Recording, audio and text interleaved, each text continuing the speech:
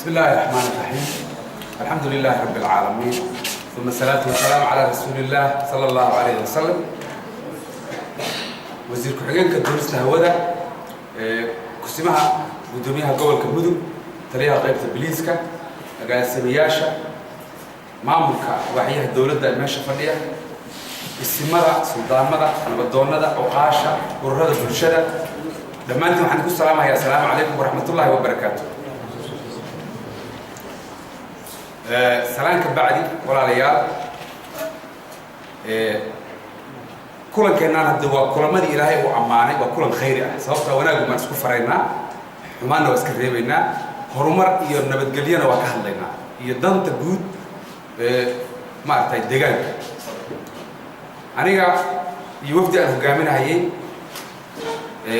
تدوي تونكي بشهر أكتوبر إلى ما أنت أو بشهر تدوي لبعضهم هاي waxaan ku mareynay kormeer gobolka mudug gaar ahaan degmada tawfiiq iyo deegaanada la xiriira sida aad ogtihiinba degmada tawfiiq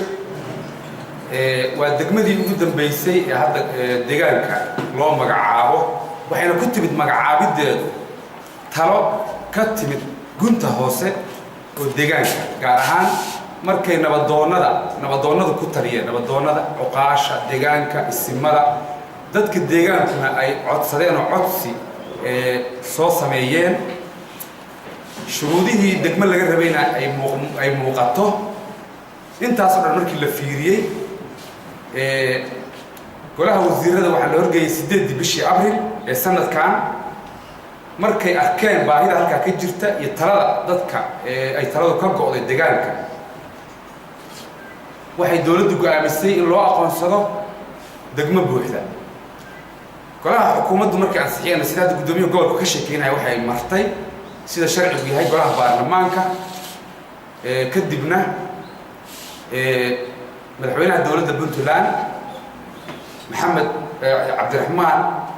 sheekh maxamed faroole wuxuu ku soo saaray bulletin official sida sharciga intaas kadib haddee waxaa la yidhi dal dadkiisaa dhista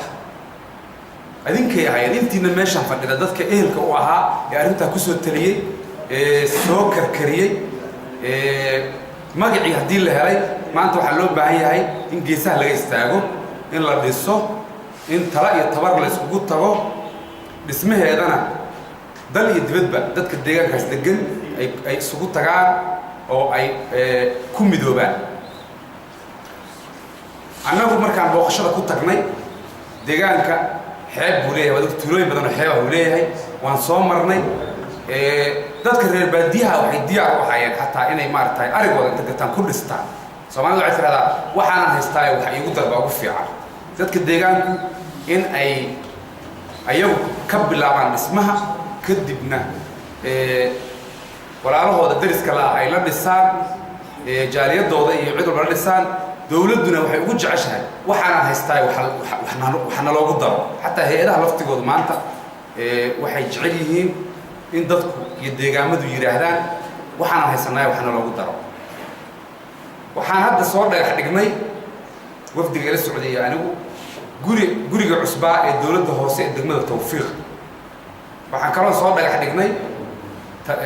rug boliis baa awal ku taalay in loo bedelo saldhig boliis saldhig weyn oo boliis waan soo dhagax dhignay waxaan kaloo soo dhagax dhignay suuqii suuqal beledka oo ama dhinacna firshadii beledka suuqa noqonaysa dhinacna suuqii xoolaha noqonaysa hadii ilaahay idmo waxaa kaloo aan maaragtay hadda waa ogta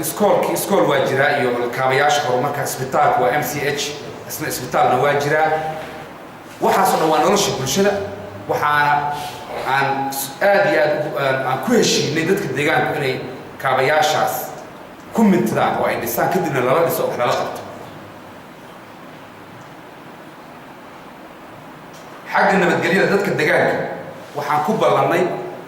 dadka hareerahooda in ayaguna is nabadgeliyaan ummadda hareerahooda deganna ay nabadgelyo kula noolaadaan iyo horumar nabad baa naasna dhooga leh deegaankaas waxaan ku ballannay in qodobka koowaad nabadda laga dhigo nabadgelyada laga dhigo laguna mintido wadada markaan sii maraynayna tuulooyinka dhan waan ku degaynay waan la hadlaynay wadada wanaagsan oo socota hawsha socotaan baan la kulmaynay waana ballanay dadka degaankuna nabadgelyada iyo horumarka ka socda deegaanka in ay ku biiraan oo wax ka qayb qaataan oo wax ka bixiyaan baladii baadiye dadka jooga baan ku heshiinay kuna ballanay anigoo ka faa'iideysanahay fursaddan maadaama aan wasiir dawlihi amniga ahay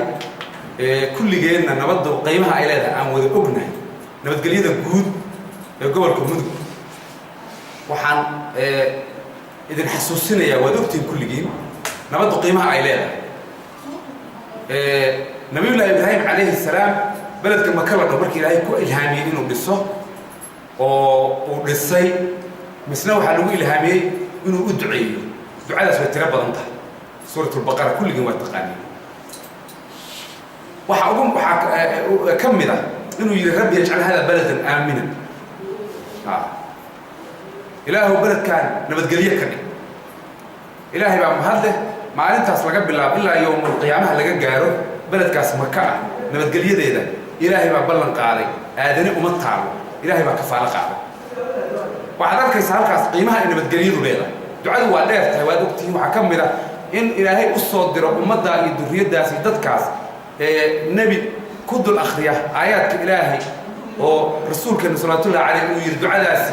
nebi moxamed baa yidhi calayhi salaatu wasalaam ilaahayna waa aqbalay waxaa marka halkaan fursaddan uga faa'iidaysanaya nabadgelyada qiimaheeda inaan ku mintidno gobolka mudug gees walba ummadda degan dhinac walba ha ahaatee in nabadgelyada saqiir iyo kabiir laga shaqeeyo nabadgelyada uma baahna khilaaf uma baahna umana baahna maaragtay in xataa hadal yar la geliyo qof alla qofkii amniga soo qaada nabadgelyada soo qaada in lagu taageero saqiir iyo kabiir in lagu taageero uma baahna nabadgelyo adduunku maanta adduunka oo dhan hadda maanta waxaa loo baahay qabaa waa nabadgelyo adduunka waddamadii ugu waaweynaa sida maraykanka iyo yurub baa waxaa ka socda waad ogtihiin waxaa ka socda waad ogtihiin qaraxyada ka socda argagixisada ka socota dhibaatada ka socota deegaan walbana waxay ku xiran tahay nabadgelyadiisu sida isaga uu u arko inay qiimo leedahay iyo in kale waa wax aan uga baahi badannahay quudka la cunayo maanta waxaa ka baahi badan nabadgelyada ka baahi badan walaalayaal dawladdu adinkaa addimo u ah adinkaa gacmo u ah adinkaa caqli u ah adinkaa ciidan u ah adinkaa u ah caraf iyo xoog u ah waxa weeye kama shaqayn karta dowladdiisan gacmihiinna soo marin ciidanka amnigu gacmihiinna inuu soo mara maahan nabadgelyo waxba kama qaban karo waxba kama qaban karo wuxuu wax ka qaban karaa markaa adinku tiraahdaan aad la qabataan dambiilaha inaad la qabataan dadka shaqaalooyinka wada inaad la qabataan inaa adinku maaragtay dadaalkaas uu idinka muuqdo markaasaa ciidanku dhiiranaya oo ciidanku idin maaragtay dhiiranaya waxa weeye haddii kale waxaa imaanaysa inuu ciidanku maaragtay uu gacmaha laabto uu niyad jabo uu is yiraahdo dee waxaan haddii dadkii lahaa haddaysan ka shaqaynayn ciidanku kama shaqayn karo waxaan idin maaragtay anoo og inaad waxa aan sheegay wax ka badan ogtihiin oo aad ka warqabtaan xataa baahida maanta gobolka mudug ka jirta aad ogtihiin amniga ah waxaan hadalkayga kusoo gabagabeynayaa ilaahay waa nala garabgelayaa inaan isku duubni muujinno nabadgelyadana ku mintidno qiimo kastoo ay leedahay aan ku mintidno hadalkan waxaan kusoo gabagaynaya waa ku mahadsantihiin dhegaysiga aad dhegaysateen wasalaamu calaykum waraxmatullaahi wabarakaatu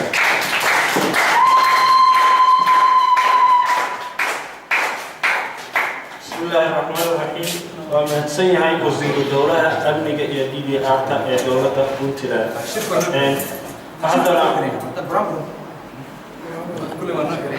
waa ku mahadsantihiin kasoo qaybgalkiina odayaasha dhalinyarada